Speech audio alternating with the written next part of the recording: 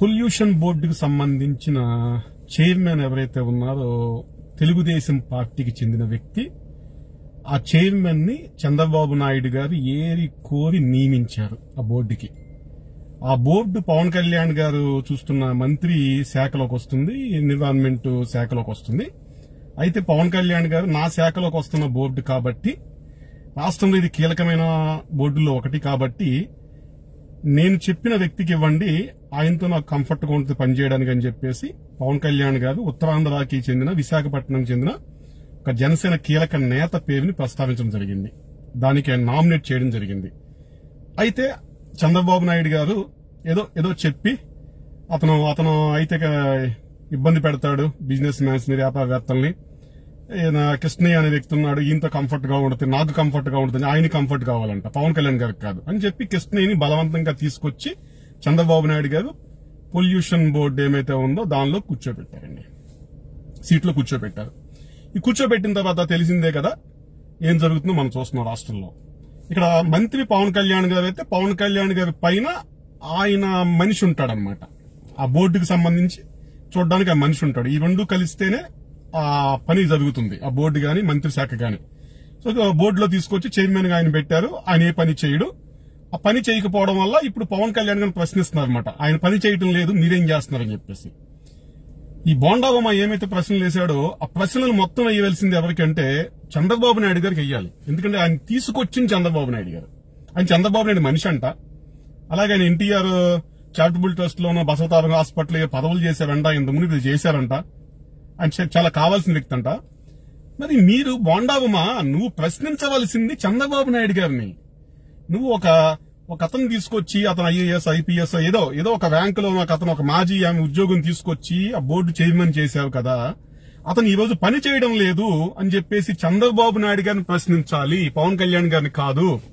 ఈరోజు కూటమి ప్రభుత్వం నడుస్తుంది అంటే మొత్తం పవన్ కళ్యాణ్ గారి మంత్రి శాఖ సంబంధించి కూడా పైన మీ వాళ్ళు ఉంటారు, మీ వర్గం ఉంటుంది, లేకపోతే బోర్డులు మీ ఉంటాయి. ఇద్దరు కలిస్తేనే ముందుకెళ్తుంది తప్ప పవన్ కళ్యాణ్ గారు ఒక్కరి వల్ల ముందుకెళ్లేది అయితే లేదు. ఈ ముఖ్యంగా ఎన్విరాన్మెంట్, ఈ పొల్యూషన్ కంట్రోల్ బోర్డు సంబంధించి ముఖ్యమంత్రి ఏం చేస్తున్నాడు, గుడ్డుగా దాన్ని పొల్లుతో ఉంటున్నాడు ముఖ్యమంత్రి చంద్రబాబు నాయుడు. బోండావమా ఖబర్దార్, నువ్వు అదుపులో పెట్టుకో, పిచ్చ యాస చేయొద్దు.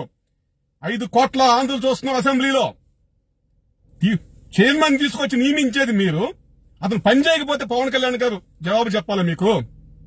ఇలా అడిగో, చంద్రబాబు అడిగో, ఎందుకు పెట్టాడో తీసేమని చెప్పు, లేకపోతే చైర్మన్ పదవి నుంచి తీసేమని చెప్పి చంద్రబాబుని దమ్ముగా ప్రశ్నించెల్లి. మాకేం సంబంధం?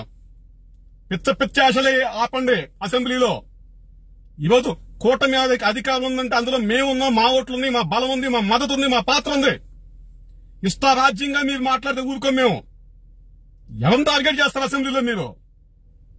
పవన్ కళ్యాణ్ గారు అంటే మీకు ఎలా కనబడుతున్నారో.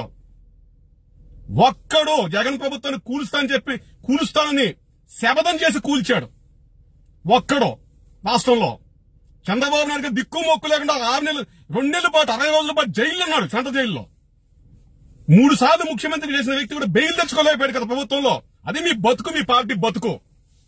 ఈరోజు అధికారంలోకి వచ్చిన తర్వాత కన్ను మిన్ను కానకుండా ఎగబలిసి కొట్టుకుంటూ అధికారం రావడానికి కారకుడైన పవన్ కళ్యాణ్ గారి మీద టార్గెట్ చేస్తారు మీరు అసెంబ్లీలో. ఎక్కడో ఏదంటే పట్టించుకోం మేము. అసెంబ్లీలో 175 మంది సభ్యులు అసెంబ్లీలో మీరు ఈ రోజు నాడు రాష్ట్ర ప్రజలకు చూస్తున్న అసెంబ్లీలో ఇష్టారాజ్యంగా మాట్లాడతారా? సరే, ఇప్పుడు ప్లాస్టిక్ వ్యర్థాలు అన్నావు, మున్సిపాలిటీ అన్నావు, బాగుంది, ప్రజా సమస్యలు బాగా చెప్పావు నువ్వు. మరి పట్టణాభివృద్ధి శాఖ మంత్రి, పురపాలక శాఖ మంత్రి నారాయణ ఏం చేస్తున్నాడు? గుడ్డుగా వారికి పొల్లుతూ ఉంటాడు నారాయణ అన్న. అతను ఎందుకు అడగవు నువ్వు? పట్టణాభివృద్ధి శాఖ మంత్రిని ఎందుకు అడగవు? పవన్ కళ్యాణ్ గారు చెప్పారు కదా, ఇందులో పట్టణాభివృద్ధి శాఖ కూడా ఉంది కదా, దాన్ని ఎందుకు మీరు అడగడం లేదని చెప్పేసి. ఎందుకు అడగవు? ఏం చేస్తున్నాడు మంత్రి నారాయణ? ఏం చేస్తున్నాడు? నారాయణ కాలేజీలు నారాయణ ఏం చేస్తున్నాడు? మంత్రి పదవి తీసుకుని వెళ్ళాడుకో. ఆయనకి బాధ్యత లేదా? ఆయన కాలేజీలు చూసుకుంటాడా? ఇంకొక పెద్ద మాట అన్నావు బోండావమ్మ, ఇంకో పెద్ద మాట. పవన్ కళ్యాణ్ గారు అంటే అందుబాటులో ఉండలేదంట. ఎవరికి అందుబాటులో ఉండాలి? ఎక్కడ అందుబాటులో ఉండాలి? దేనికి అందుబాటులో ఉండాలి? విశాఖపట్నం మన్యం ప్రజలకు అందుబాటులో ఉన్నారు. విశాఖపట్నం మన్యంలో రోడ్లు వేయించడానికి అందుబాటులో ఉన్నారు. ప్రకాశం జిల్లాలో ఫ్లోరైడ్ సమస్య పరిష్కారానికి జల్ జీవన్ మిషన్ నిధులు తీసుకురావడం అందుబాటులో ఉన్నారు. పవన్ కళ్యాణ్ గారు ఆఫీస్ 24 గంటలు ఓపెన్ చేసి ఉంటుంది. ఎప్పుడెల్లా కూడా ఆఫీసులో లోపలికి వెళ్ళొచ్చు మీరు. పవన్ కళ్యాణ్ గారు అందుబాటులో లేరా? ఏం చెప్పాలనుకుంటున్నావు నువ్వు? అసెంబ్లీలో ఏం మాట్లాడుతున్నావు? ఒళ్ళు దగ్గర పెట్టుకుని మాట్లాడుకోండావుమా. పిచ్చ ఆశలు వేయొద్దు చెప్తున్నాను. నువ్వు ఎమ్మెల్యే ఎవడు గొప్ప? మీ గొప్పే మాకు కాదు. మీ పోటుతనం వీరతనం మొత్తం చూసాం. 2019 ఎలక్షన్ మొత్తం చూసేసాము. జగన్ సీఎం ఉన్నప్పుడు మొత్తం చూసాం. నీ మగతని విడుతో మాచర్లో పిడిగిరాలు వెళ్ళావు కదా, వెళ్తే నీకేం జరిగింది చూసాం. వైసీపీ వాళ్ళు ఏం చేశారు? కొంచెం రెంటి కోసం తప్పుకుంది. ఏదో దూలంతో పొడిచారు కదా కారులోకి, కరెక్ట్ గా తగులుంటే అప్పుడు అక్కడ పోయేవాడిది. ఆ రోజు తర్వాత 3 సంవత్సరాల పాటు ఇంట్లోంచి బయటికి రాకుండా పిల్లిలాగా బతికావు. నువ్వు దొంగలాగా బతికావు. ఎక్కడ చంపేస్తారో బయటకు వద్దని చెప్పేసి నువ్వు కూడా మాట్లాడుతున్నావా? ఈ రోజు పోటీగాడు అయిపోయావా? రగిలిపోయి ఉన్నాం. జనసేన పార్టీ నుండి ఈరోజు రగిలిపోయి ఉన్నాం మేము. రాష్ట్ర వ్యాప్తంగా పదవులు లేవు, నామినేట్ పదవులు లేవు. అధికారంలో న్యాయబద్దమైన ఓటా లేదు. ఇష్టారాజ్యంగా తెలుగుదేశం నేతలు బిహేవ్ చేస్తున్నారు. మా నాయకుల మీద, కార్యకర్తల మీద కేసులు పెడుతున్నారు. మేమన్నీ భరిస్తున్నాం. ఈరోజు కూటమిలో పవన్ కళ్యాణ్ గారు ఉన్నారు కాబట్టి ఆయన చూసి మేము భరిస్తున్నాం. ఈ రాష్ట్రంలో ప్రజా సమస్యలు లేవనుకుంటున్నావా? మీ మంత్రి శాఖల్లో రాష్ట్ర వ్యాప్తంగా లేవనుకుంటున్నావా? నిన్నగాక మొన్న ఒక రోడ్డు సమస్య వచ్చింది కదా, ఏలేసం రోడ్డు సమస్య. ఆర్ఎండ్బి శాఖ మంత్రి ఏం చేస్తున్నాడు? గుడ్డుగాని పొళ్ళు తోముతున్నాడా ఆర్ఎండ్బి శాఖ మంత్రి? అసలు ఎవడో ఆర్ఎండ్బి శాఖ మంత్రి కూటమి ప్రభుత్వంలో ఏం పీకుతున్నాడు? ప్రజలు ఇబ్బంది పడుతున్నారు కదా. గత ప్రభుత్వంలో లేదు, ఈ ప్రభుత్వం వచ్చింది. 6 నెలలు అయిపోయింది, రోడ్డు లేదు. ప్రజలు నానా ఇబ్బందులు పడుతున్నారు. ఏలేశ్వరం రోడ్డు, అడతీగల రోడ్డు ఏమైపోయాడు? రోడ్డు భవన శాఖ మంత్రి ఎక్కడున్నాడు? మేము ప్రశ్నించలేకనా? మా ఎమ్మెల్యేలు అసెంబ్లీలో ఆ ప్రశ్నలు అడగలేకనా? మన కూటమిలో ఉన్నప్పుడు మనలో మనం కూర్చుని మాట్లాడుకుని మనలో మనం పరిష్కరించుకుని ముందుకెళ్ళాలి. కానీ ఏదో మైక్ ఉందగా అని చెప్పేసి అసెంబ్లీలో మాట్లాడి ఏదో మీరు హీరోలుగా మీరే పనిచేస్తున్నట్టుగా, ముఖ్యమంత్రి చంద్రబాబు నాయుడు గారు బాగా పనిచేస్తున్నారంట, చేయాలని చెప్పినా కూడా కింద చేయట్లేదంట. మాకు తెలుసు ఎంత బాగా పనిచేస్తున్నారో చంద్రబాబు నాయుడు గారు. ఎంత బాగా పనిచేస్తున్నారో మాకు తెలుసు చంద్రబాబు నాయుడు గారు. ఆయన పనితనం మేము చూస్తున్నాము. అలాగే పవన్ కళ్యాణ్ గారు ఎంత బాగా పనిచేస్తున్నాం మాకు తెలుసు. మేము చూస్తున్నాం, అందరి పనితనాలు చూస్తున్నాం, అన్ని చూస్తున్నాం మేము. మా జోలికి రామాకండి, మీ ఏడుపు మీరు ఏడవండి. లేదు చూసుకుందాం.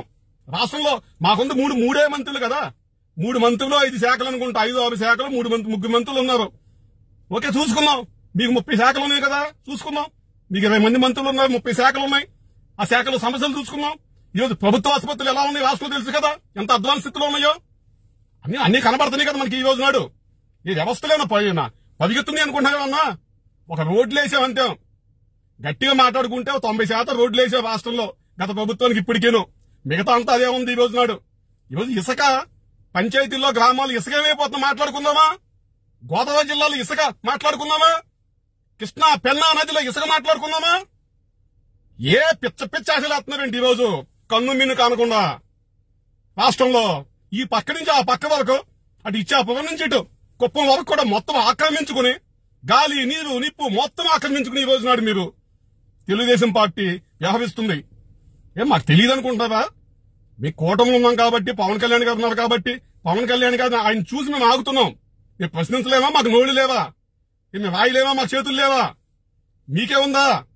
ఏది ఆయన ఎవడొస్తాడు? ఇంకో ఉమా, మా జనసేన పార్టీ ఎమ్మెల్యే అంటే పాపం ఆయన ట్రైబల్ ఎమ్మెల్యే, ఆయన ఎస్టీ ఆయన గిరిజనుడు. పోలవరం ఆయన 100 కోట్ల రూపాయలు అవినీతి చేశాయంట. ఒక ఎస్టీ నియోజకవర్గంలో 100 కోట్ల రూపాయలు అవినీతి, అది కూడా ఒక ఏడాదిలో. అంటే అసలు ఏమన్నా నమ్మడానికి ఏమన్నా ఇదిగా ఉందా? ఈ రోజు బుచ్చి చౌదరి అంట మనోహర్ గారిని ప్రశ్నిస్తున్నారు. ఆ బుచ్చిగాడు వచ్చి వీడు ప్రశ్నిస్తే మేము సమాధానం చెప్తాం కూర్చుని ఇక్కడ.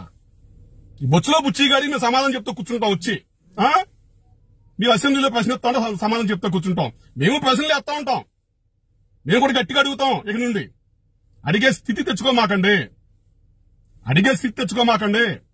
కన్ను మిన్ను కానకుండా కొట్టుకుంటే ఏం కాదు. 2014-19 ఏ విధంగా కన్ను మిన్ను కానకుండా కొట్టుకున్నారో చూసాం మనం. ఏ విధంగా కొట్టుకున్నారో చూసాం. పవన్ కళ్యాణ్ ఎవడాడు అన్న మాటలు కూడా విన్నాం. పవన్ కళ్యాణ్ ఎవరో తెలియదన్న మాటలు విన్నాం, మొత్తం విన్నాం. 14-19లో మీ బాగోతాలు, మీ బొచ్చులు, మీ వచ్చులు అన్ని చూసాం. మీ ఎకలో పగపగలో నీ మదాలు అన్ని చూసాం. 19 ఎలక్షన్లో ఏం జరిగిందో మనం చూసాం. ఆ తర్వాత జరిగింది చూసాం. అసెంబ్లీలో ఏం జరిగింది చూసాం. చంద్రబాబు నాయుడు గారు ఎలా ఏడ్చారో చూసాం. 2 నెలల పాటు ఎలా జైల్లో ఉన్నారో చూసాం. అప్పుడు మీరంతా ఏమైపోయారో చూసాం. నిన్ను మాచర్లో పిడికి వెళ్ళాం, మాచర్లు అనుకుంటా, మాచర్లో నిన్ను చంపపోతే ఏమైపోయావు చూసాం. నీ కారు మొత్తాన్ని తగలబెట్టేశాడు ఆ రోజు నాడు. ఒక్క 2 నిమిషాలు ఆలస్యం అయిపోతే ఆ రోజు నాడు అక్కడ ఉంటే నీ దమ్ము చూసా, నీ ధైర్యం చూసాం. ఏమైనా ఏడితే విజయవాడలో ఏడ్చుకో, నీ పాలనలో ఏడ్చుకో. నీ సెంట్రల్ నియోజకవర్గం మాకు తెలుసు ఎలా ఉందో పరిస్థితి ఈ రోజు నాడు. సెంట్రల్ ఎన్ని సమస్యలు ఉన్నాయో మాకు తెలుసు. మేము అడగలేకనా, మేము చేయలేకనా.